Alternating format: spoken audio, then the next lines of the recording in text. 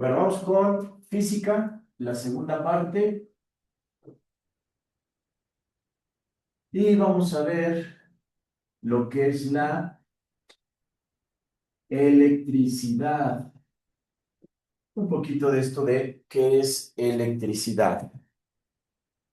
Entonces, bueno, la electricidad la dividimos en dos,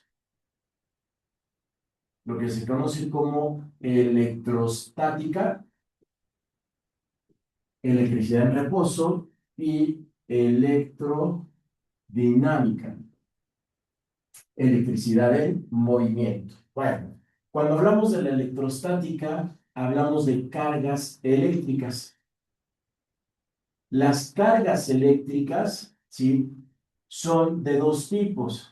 Se escribe normalmente con una Q para representar una carga y hay carga negativa y hay carga positiva. Esas son las cargas eléctricas. Se generan por medio de la electricidad. Ahora, las cargas eléctricas pueden atraerse o pueden repelerse, es decir, entre las cargas hay una fuerza. Esta fuerza puede ser una fuerza de atracción.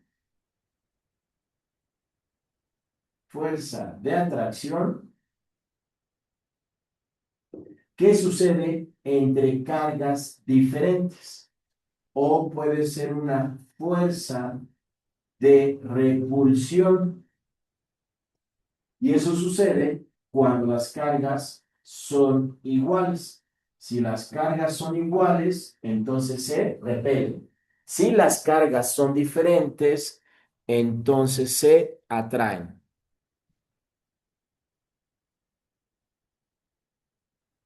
Como ¿Ok? si fuera un imán. No, no, no son imanes, pero algo Ya parecido. dije cómo se parecen. Muy bien, esas son las cargas eléctricas. Ahora, esa fuerza de atracción va a ser similar a la fuerza de atracción gravitacional, pero esta la conocemos como la ley de Coulomb. En su examen no les van a preguntar sobre la ley de Coulomb, pero es muy parecida a la fuerza gravitacional. Esta es una constante, dos cargas que se multiplican y una distancia que los separa. Eso es básicamente lo que son las cargas eléctricas. Ahora, ¿qué es la electrodinámica? Aquí son las cargas en movimiento.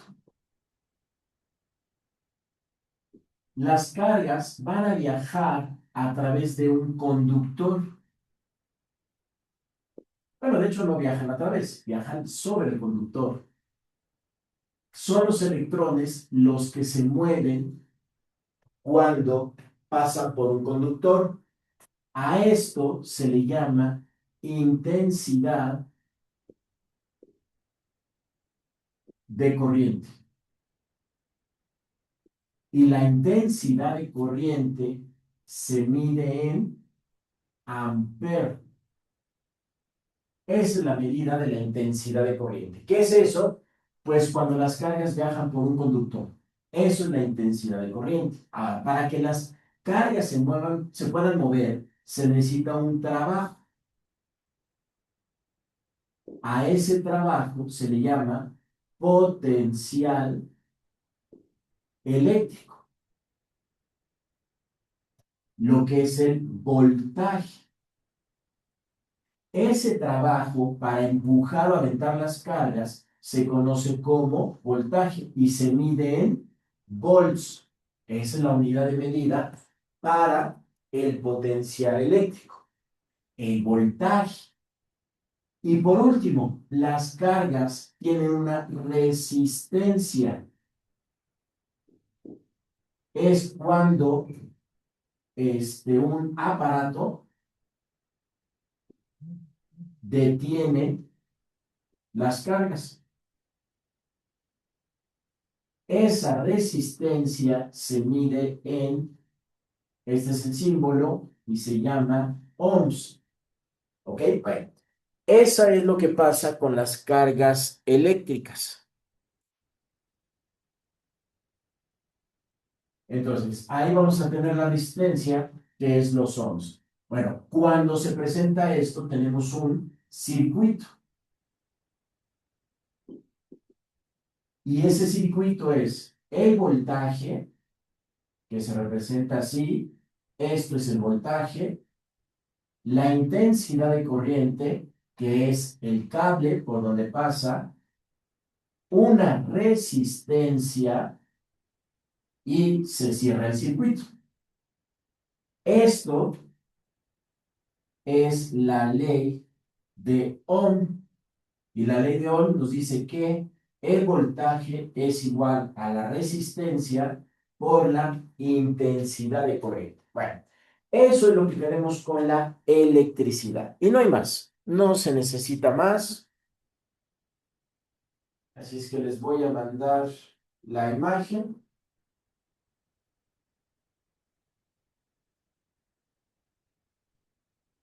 Ok.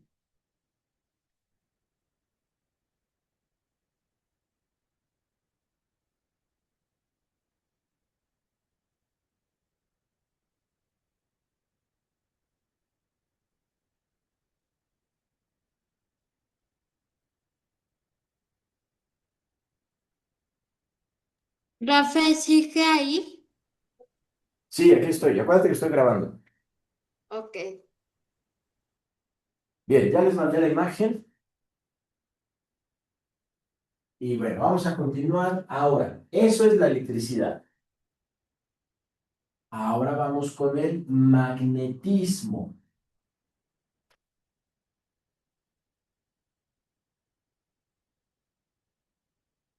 Es muy diferente. Bien, ¿de dónde nace el magnetismo? Bueno, de Grecia, una isla que se llamaba Magnesia, la isla. En esa isla había un mineral que se conoce como magnetita. Así le pusieron ese mineral porque es un mineral de esa isla. Lo que hacía la magnetita era atraer con una fuerza, ¿sí? Lo que eran pedacitos de hierro. Esto era el hierro. Y el hierro era atraído por ese mineral, la magnetita. Los chinos también ya conocían este mineral. Bueno, este mineral es lo que conocemos como un imán. Eso es un imán. Ahora, ¿qué propiedades tiene un imán? Vamos a verlo por acá. Un imán es un material que siempre va a tener dos polos. Es bipolar. Y esos polos se denominan sur y norte. Siempre van a estar presentes.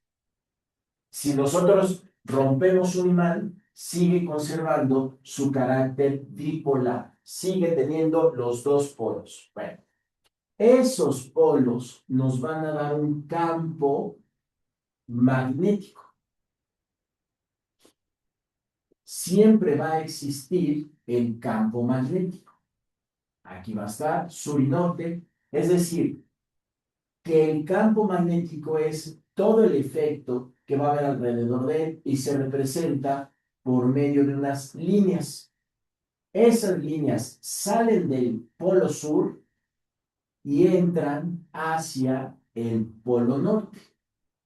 Así van a entrar hacia el polo norte. Es decir, alrededor del imán va a haber un efecto. A ese efecto se le llama el campo magnético. Y estas líneas son las líneas de fuerza. Y entonces tenemos la fuerza magnética. Y ese es el campo magnético que va a estar presente ahí. Entonces, eso es los imanes y el campo magnético.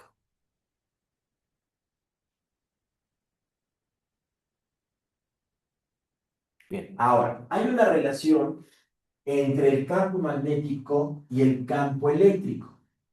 Bueno, Si nosotros tenemos un campo eléctrico, así, campo eléctrico, acuérdense que por aquí viaja la electricidad. A eso se le llama campo eléctrico.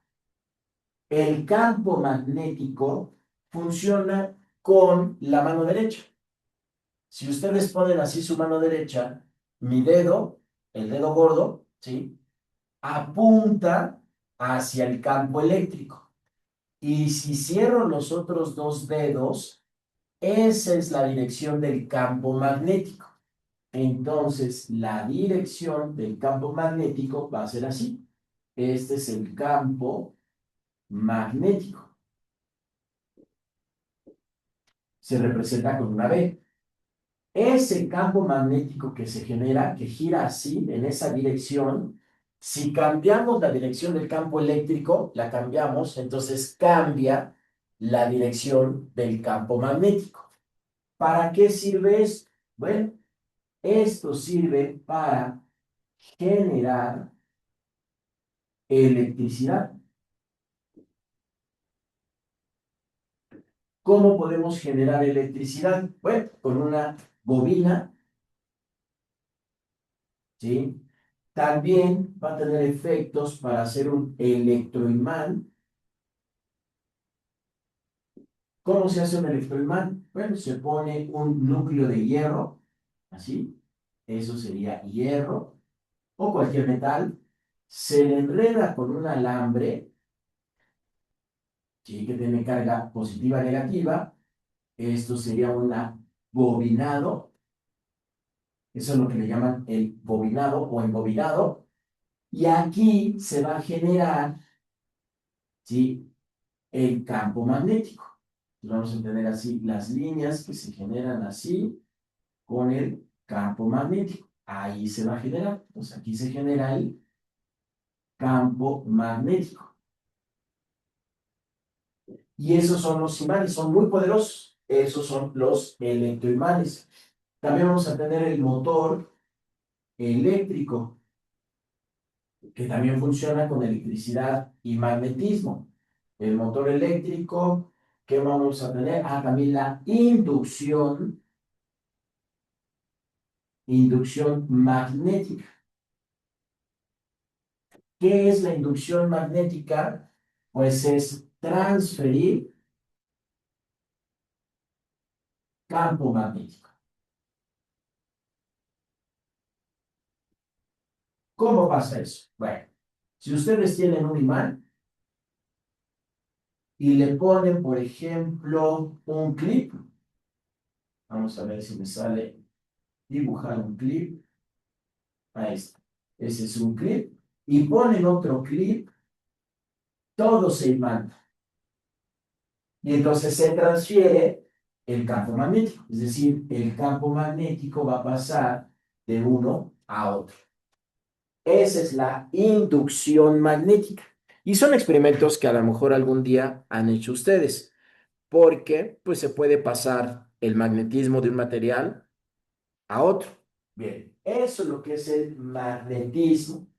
Y básicamente esa es la función que va a tener o vamos a utilizar.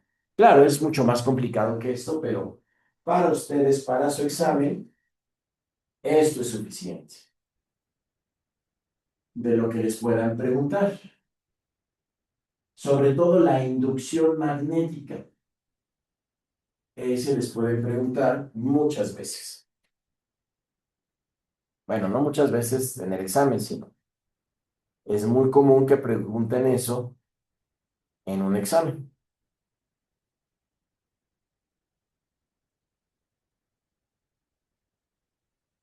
Perfecto. Bueno, vamos con el siguiente punto.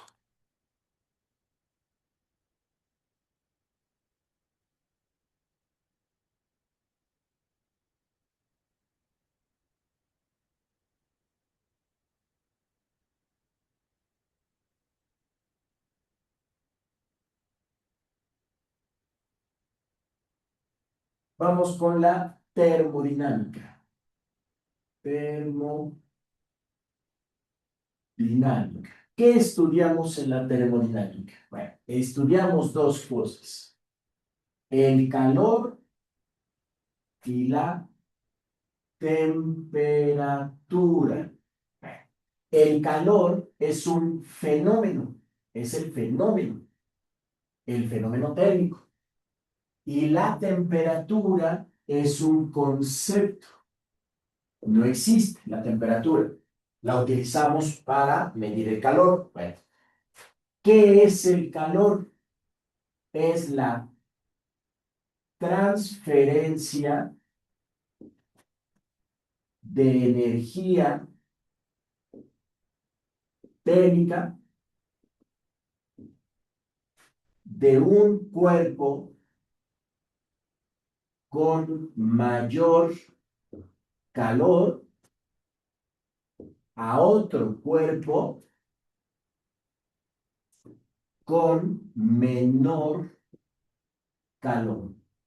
Siempre va a ser la transferencia de energía de un cuerpo a otro cuerpo, pero del que tiene más calor hacia el cuerpo que tiene menos calor. Calor se escribe con una Q, ¿ok? Así se representa el calor con una Q. Entonces, siempre va a ser de un cuerpo de mayor calor hacia un cuerpo de menor calor. Por ejemplo, si yo tengo un cubo de hielo tiene calor.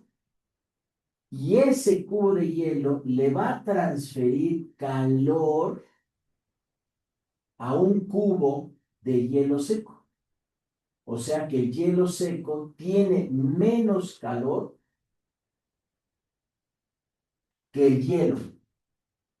Así es que no hay cuerpo que no tenga una cantidad de calor, pero el calor se transmite de un cuerpo que tiene más calor hacia un cuerpo que tiene menos calor. Les pongo este ejemplo para que se les quite la idea de que existe el frío. El frío no existe. El frío es una percepción que tenemos nosotros de un cuerpo que tiene menos calor que nosotros. ¿Qué quiere decir? El frío en física no existe. No existe nada que se llame frío. No se puede transmitir. El frío no se transmite. ¿Ok? Entonces, no existe porque no se transfiere. No hay manera de transferir el frío. Entonces, ¿qué es el frío? Pues es una percepción. Percepción sensible. ¿De qué? De nosotros percibimos algo que tiene menos calor. Entonces, voy a dibujar más o menos, espero que me salga. Así, una mano. ¿Ok? Ahí está. Una mano. ¿De acuerdo? Bueno, que no medio chueca la mano porque en realidad es por acá. Ahí está. Una mano. Y si yo tengo hielo, ¿sí? Y aquí es una mano. Ajá. Mi mano le está transfiriendo calor al hielo. Mi mano. Pero mi percepción es que esto está frío. En realidad no es que esté frío, es que tiene menos calor que mi mano. Y el transferir el calor me da esa sensación de frío, pero el frío no existe. ¿Ok? Lo van a escuchar muchas veces así de, es que esto está frío, es que esto es frío, pero realmente pues no existe algo que se pueda llamar frío. ¿Qué es la temperatura? La temperatura es la medida indirecta del calor de un cuerpo a partir, a partir de las propiedades térmicas de una de un material. ¿Ok? Bueno, entonces, ¿qué vamos a hacer? Medimos las propiedades térmicas de un material. ¿Cómo se mide? Vamos a poner un aparato que ya conocen ustedes, que es un termómetro. Esto es un termómetro. Ese termómetro tiene mercurio. Mercurio es un material que le afecta el calor. Si le agregamos o le quitamos calor, lo que hace el mercurio es subir por este tubo y alcanza una altura. A esta altura se le llama escalas de temperatura. Son las escalas. Hay tres escalas, pero solo vamos a ver dos nosotros. La Fahrenheit,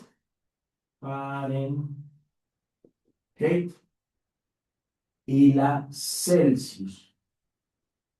Son dos físicos que estaban trabajando con esto y entonces Fahrenheit puso el hielo, que es agua, a 32 Celsius, lo puso a 0. Fahrenheit dividió la escala en 180 partes iguales. Celsius dividió la escala en 100 partes iguales. Y aquí es el vapor. El vapor también es agua, pero tiene mucho calor. El vapor, el hielo tiene menos y el vapor tiene mucho más. Y entonces puso 180 y entonces serían 212. Y aquí serían 100 Celsius. Por eso el vapor está a 100 Celsius y en la escala de Fahrenheit está a 212. El hielo está a 0 Celsius y está a 32 Fahrenheit. Eso nos permite poder convertir uno en otro. ¿Cómo se convierte? Bueno, pues los Fahrenheit van a ser los Celsius, bueno, multiplicados por 1.8. ¿Por qué 1.8? Porque 180 entre 100 es 1.8. Vamos a usar eso. 1.8 por Celsius. Eso hace que las dos escalas estén iguales. Pues ya pusimos las dos escalas iguales. Pero uno está en 32 y de esa manera encontramos una temperatura, ¿sí?, a partir de la otra temperatura. Es una ecuación de primer grado. Si les piden Fahrenheit, les tienen que dar Celsius. Multiplican por 1.8 y les suman 32. Si les piden Celsius, les tienen que dar Fahrenheit. A los Fahrenheit le quitan 32 y dividen entre 1.8. Y de esa manera pueden tener una conversión de una escala a otra escala. Bueno, eso es el calor y la temperatura. Tomo la foto.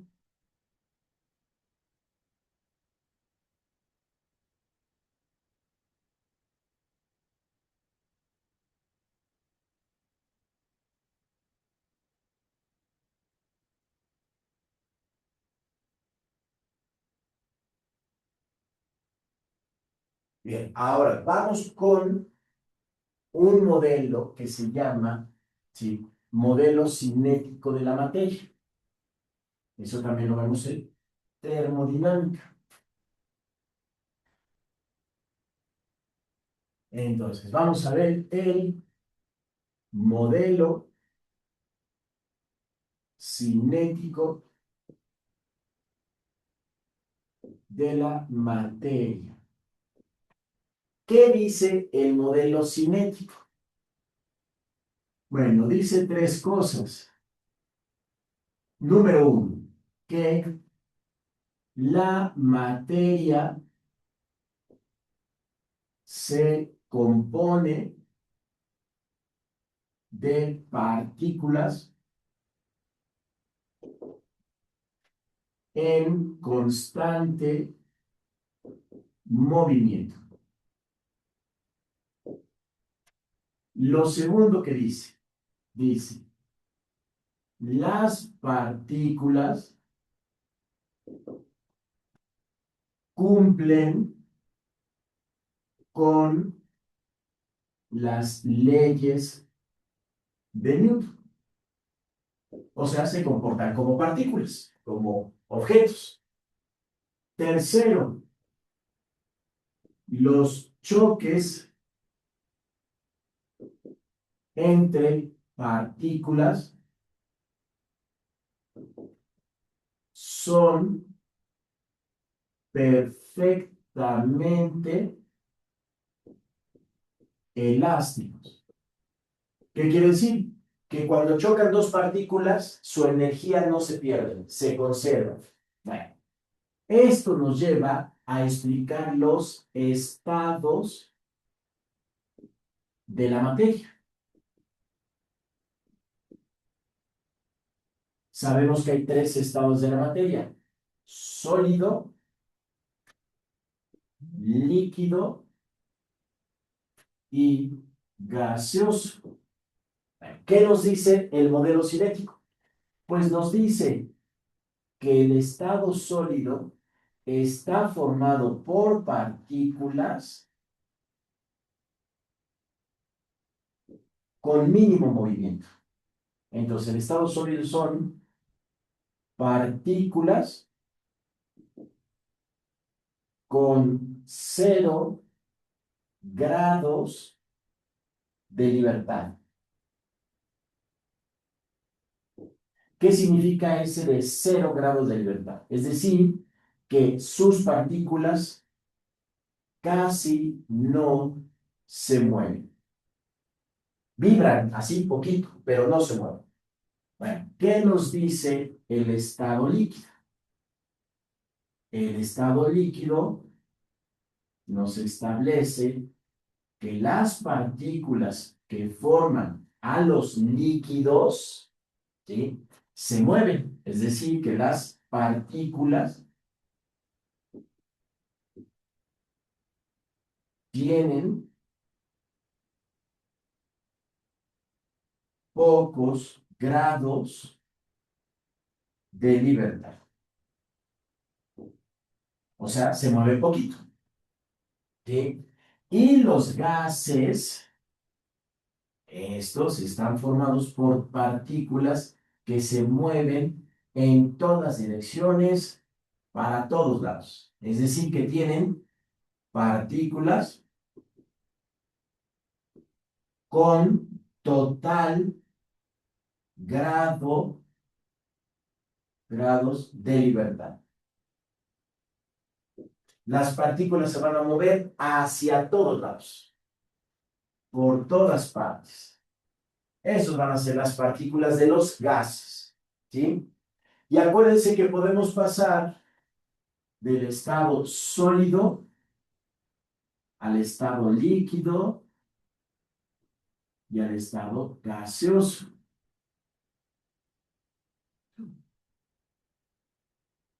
Usando calor. Si usamos calor, podemos pasar de un estado a otro. Bueno, cuando pasamos del estado sólido al estado líquido, decimos que es una fusión. Cuando pasamos del líquido al sólido, es solidificación. Cuando pasamos del estado líquido al estado gaseoso, es evaporación. Del estado gaseoso al estado líquido es condensación. Del estado sólido al estado gaseoso se llama sublimación, como pasa con el hielo seco. Por eso se llama hielo seco, porque el hielo está en estado sólido y pasa al estado gaseoso sin pasar por el estado líquido. Por eso se llama así hielo seco. De gaseoso a sólido se llama deposición. ¿Ok? Esos son los pasos de los estados sólido, líquido y gaseoso. Y para eso utilizamos calor.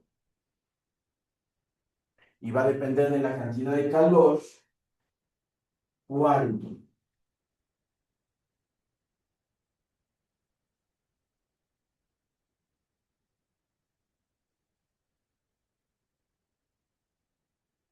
Ok,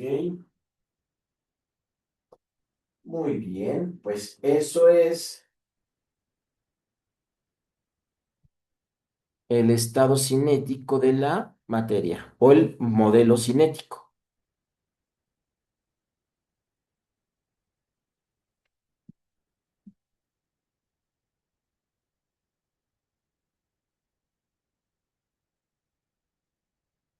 Bueno, estas son las preguntas que les pueden hacer en su examen.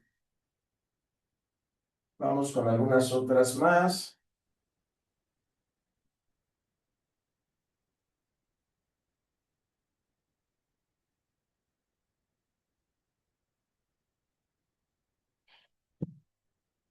Perfecto. Seguimos con el modelo cinético.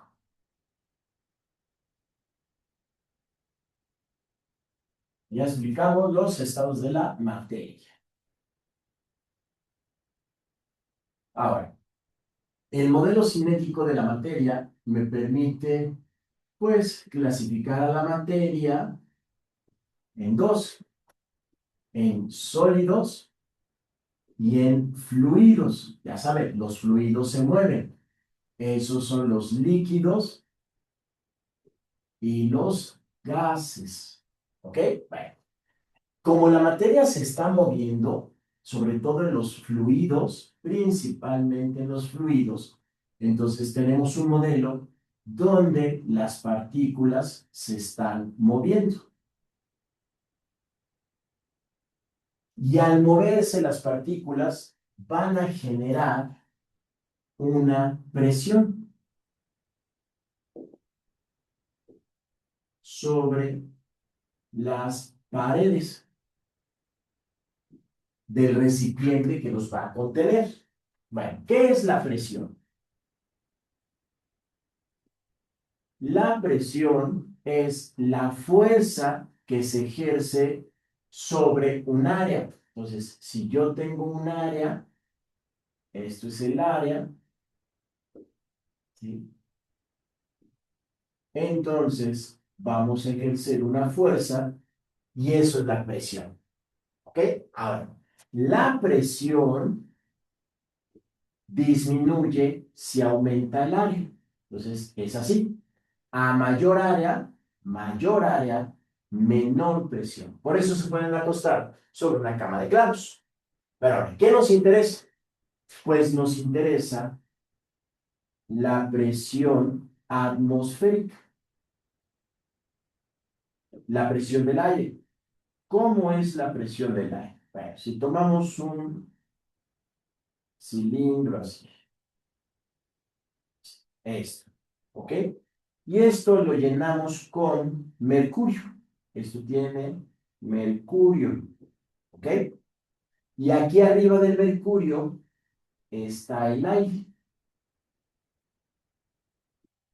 que presiona, hace una presión sobre la superficie del mercurio. Si ponemos un tubo aquí, el mercurio va a subir y alcanza una altura de 760 milímetros, 76 centímetros.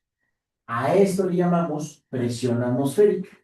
Entonces, la presión de la atmósfera es equivalente a 760 milímetros de mercurio. Así se mide la presión de la atmósfera. Y esto es un barómetro. Y eso tiene que ver con el aparatito que les ponen cuando les miden la presión o cuando se mide la presión. Se utiliza mercurio, ¿sí? Y entonces se ve la presión de la atmósfera, pero también, por ejemplo, la presión de las venas.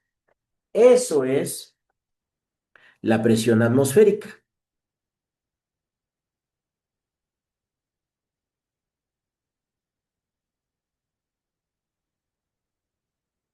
¿Ok? Bueno, vamos a ver también de estos lo que es el principio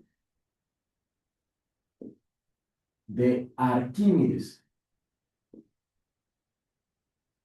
¿Qué dice el principio de Arquímedes? Dice que todo objeto sumergido, sumergido en un fluido recibe una fuerza igual al peso del fluido desplazado. ¿Ok? Ese es el principio de Arquímedes. Bueno, vamos a ver. Si tenemos un recipiente, ahí está, y tenemos aquí un fluido. Esto es un fluido. Y colocamos un objeto. Eso es un objeto. El objeto va a recibir una fuerza de empuje igual al líquido desplazado, o sea, al peso del líquido desplazado. Voy a cambiar esta flechita, así, objeto. Y aquí vamos a desplazar una cantidad de líquido. Ahí está. ¿Sí? Ese líquido tiene un peso. El peso es la masa por la gravedad, es decir, un peso. ¿Ok? Estos dos son equivalentes. Entonces, la fuerza de empuje es equivalente al peso del líquido desplazado. No necesitan más ecuaciones, no necesitan saber más. Eso es más que suficiente con el principio de Arquímedes. Bueno, vamos con el principio de Pascal. Bueno, ¿qué dice el principio de Pascal? Dice que la fuerza aplicada en un punto de un fluido se distribuye igual a todos los puntos del fluido. Eso es lo que nos dice. ¿Ok? Con esto vamos a tener la prensa hidráulica. ¿Cómo funciona la prensa hidráulica? Bueno, esto tiene un área. Vamos a llamarle área 1. Así, vamos a hacerlo más pequeño. Área 1. ¿Ok? Área 1. Y esto está conectado a través de un cilindro, ¿sí? Y aquí tenemos un área 2. ¿Ok? Si aplicamos aquí una fuerza, fuerza 1, acá se va a recibir la fuerza 2.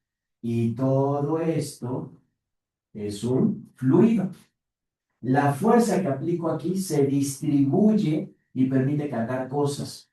Eso quiere decir que la fuerza 1 entre el área 1 va a ser igual a la fuerza 2 entre el área 2. Y así podemos calcular cuál es la fuerza que se aplica. Esto es la fuerza y a esto le llamamos carga. O lo van a escuchar así como una carga. Bueno, eso es lo que tiene que ver con los fluidos y lo que les pueden preguntar en su examen. Tal vez si pudiera venir un problema sobre la prensa hidráulica. Pues les van a decir cuánta fuerza se necesita para levantar una carga. Les dan el valor de la carga y obviamente el valor de las áreas. Con eso, pues nada más sustituyen en esa ecuación y pueden encontrar el valor de la fuerza que se aplica.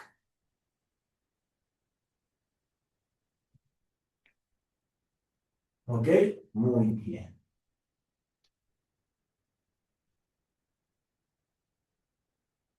Bueno, vamos con lo siguiente.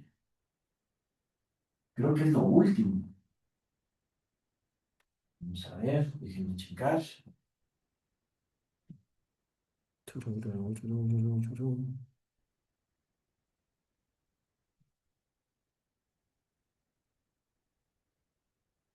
No, todavía falta un poquito. Bueno, vamos con el movimiento, movimiento ondulatorio. Vale. ¿Qué es el movimiento ondulatorio? ¿Sí? Es cuando se perturba la materia, se generan ondas que viajan. Ok, así nada más. Ondas que viajan. Ok, bueno, ¿qué es una onda? Una onda es una forma de movimiento y una onda es así. Eso es una onda. Todo esto completo es un ciclo, todo completito. Está formado por varias partes. Una parte que es una cresta, otra parte que es un valle. Esto se llama nodo. El tamaño que va de un nodo a otro nodo, o sea, que incluye a la cresta y al valle, se llama longitud de onda. Se escribe con una lambda. Es el tamaño de todo esto. La distancia, esta distancia se llama amplitud. Esa es la amplitud. ¿Ok? Bien. Un periodo, que se escribe con T, es un ciclo en un segundo. La frecuencia, así con F, es el número de ciclos que pasan por un punto en un segundo. ¿Ok? Bueno, la frecuencia y el periodo se relacionan de esta manera. La frecuencia es 1 sobre el periodo. Bien. ¿Cuál es la velocidad de onda? Velocidad de onda. La velocidad de onda es la frecuencia por la longitud de onda, pero también es la longitud de onda entre el periodo. Esa es la velocidad de onda. No les van a poner ningún ejercicio para resolver con eso, solo es que lo sepan. ¿Ok? Bueno, hay dos tipos de ondas.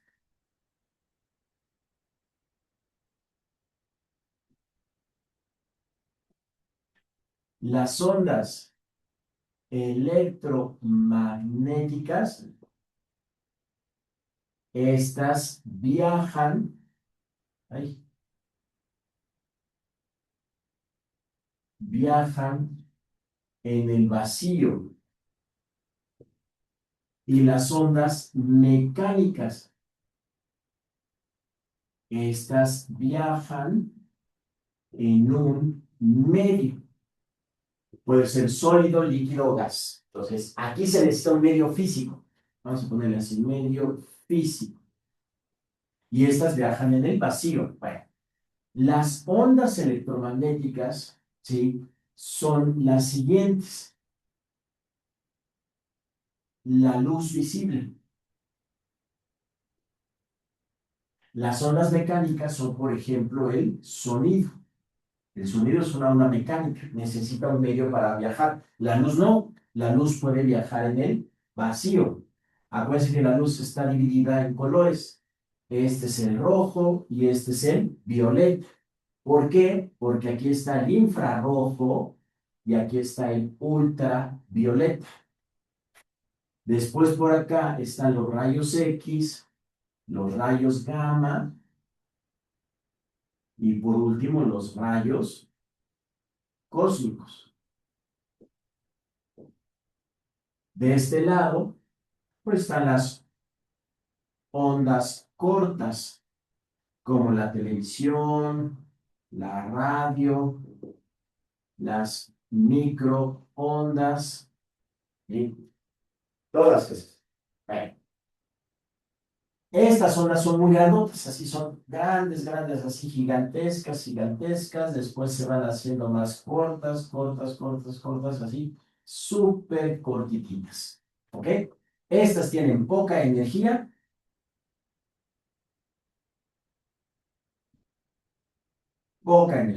y estas tienen mucha energía. Entre más pequeñita es la onda, mayor energía tiene. ¿Sí? Y son peligrosas. Por eso la radiación. Y nuestros ojos solo pueden observar la luz visible. No podemos percibir otros tipos de ondas electromagnéticas. Bueno, esas son las ondas electromagnéticas. ¿Para qué se utilizan las ondas electromagnéticas? Pues, para infinidad de cosas. Todo lo que tiene que ver con las telecomunicaciones, los satélites, mediciones muy precisas que se utilizan rayos de luz, experimentos con luz ultravioleta, el peligro de la luz ultravioleta que viene del sol, por eso necesitamos la capa de ozono. Si se pierde la capa de ozono, entonces deja de protegernos de los rayos ultravioleta. Los rayos ultravioleta pueden generar mutaciones y también pueden alterar las células y provocar algún tipo de cáncer de piel. Por eso es muy importante conservar la capa de ozono, que hubo un tiempo donde estuvo a punto de destruirse, pero ya se está recuperando. Por eso es importante que utilicen bronceador o que no se asolen demasiado, así de manera directa. Sí se pueden asolear, de hecho se tienen que asolear, pero no de manera directa. Bien, y vamos con lo último. Vamos con la óptica. ¿Ok? Bien, aquí en la óptica vamos a... Normalmente en la óptica trabajamos con lo que son las lentes. Vamos a poner así. Trabajamos con las lentes y los espejos. La óptica geométrica. Obviamente la óptica estudia la luz y el efecto que tiene la luz en los lentes y los espejos. Bueno, vamos a ver primero, ¿qué es una lente? Bueno, una lente es toda superficie pulida que refracta la luz. ¿Qué quiere decir que refracta? Que la deja pasar. Hay dos tipos de lentes. Las lentes cóncavas y las lentes convexas. Bueno, una lente cóncava es más o menos así, o se dibuja así, es una lente cóncava. Y una lente convexa es más o menos así, tiene como pancita. Bueno, si llega un rayo de luz hacia cada una de ellas, la lente cóncava va a alejar el rayo de luz como si viniera de un punto. A eso se le llama divergente. Son lentes divergentes. Y estas van a concentrar los rayos de luz en un punto, que se llama foco. Está bien, aquí se llama foco. A esto se le llama convergente. Cuando ustedes toman una lente y convergen los rayos del sol, este punto llega a tener tanta energía que puede provocar un incendio. Tengan mucho cuidado si van a un lugar boscoso y es época de sequía, porque los lentes o las botellas de vidrio podrían provocar incendios. ¿Por qué? Porque convergen la luz y eso puede generar una gran concentración de energía. Bueno, esas son las lentes. Luego están los espejos. ¿Qué es un espejo? Es toda superficie pulida que refleja la luz. Hay dos tipos de espejos, los espejos planos y los espejos curvos. Los espejos planos pues son así y los espejos curvos pues su nombre lo dice, ¿no? Están curvados, tienen una curvatura y lo que hacen es reflejar la luz, ¿sí? Y al reflejar la luz generan imágenes. Bueno, hay tres fenómenos que estudiamos: la reflexión de la luz.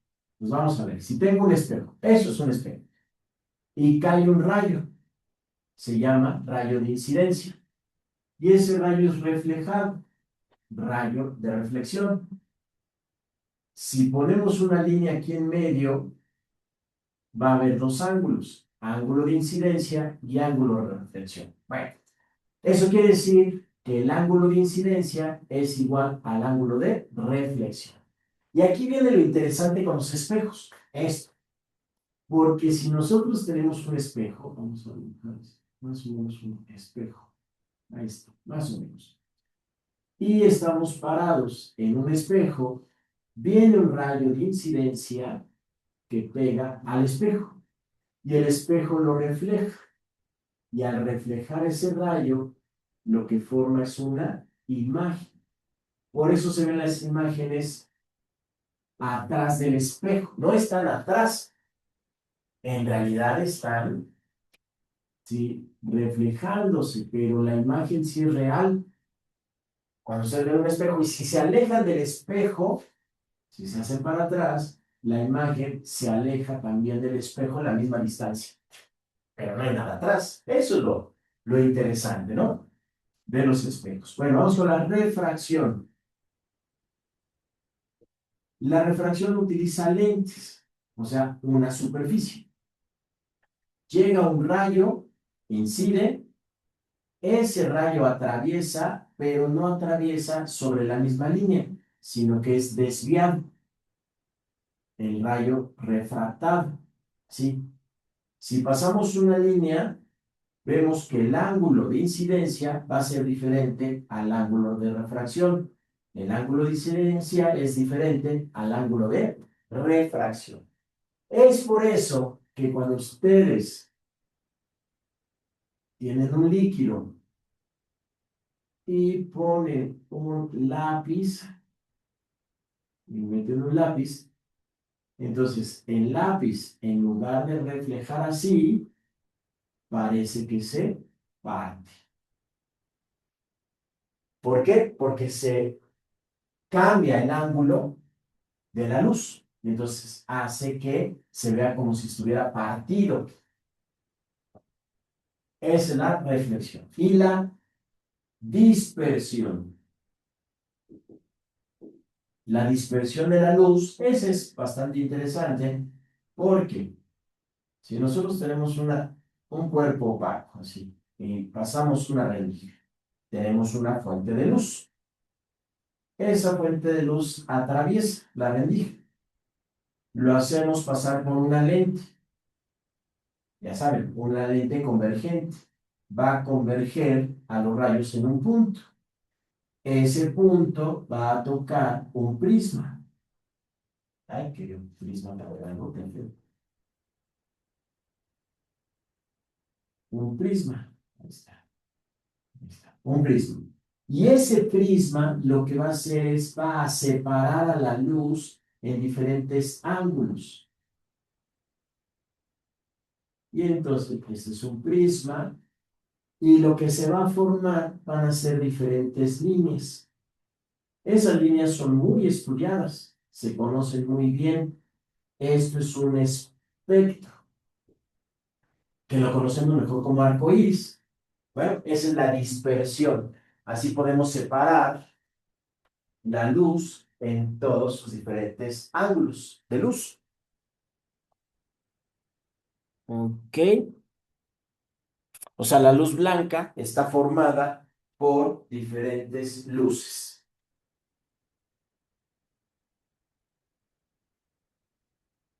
¿De acuerdo? Muy bien, pequeños. Pues con esto terminamos toda la segunda parte de física y todo lo que tiene que ver con física. Si se dan cuenta, física son más conceptos que problemas. Problemas les van a poner la primera parte que vimos sobre el movimiento, sobre todo esto de caída libre o tal vez la de la gravitación universal. Y lo que más va a venir es conceptos, teoría, muchos conceptos. Todos los conceptos que acabamos de ver pueden venir en su examen. ¿De acuerdo? Bueno, entonces terminamos y la grabación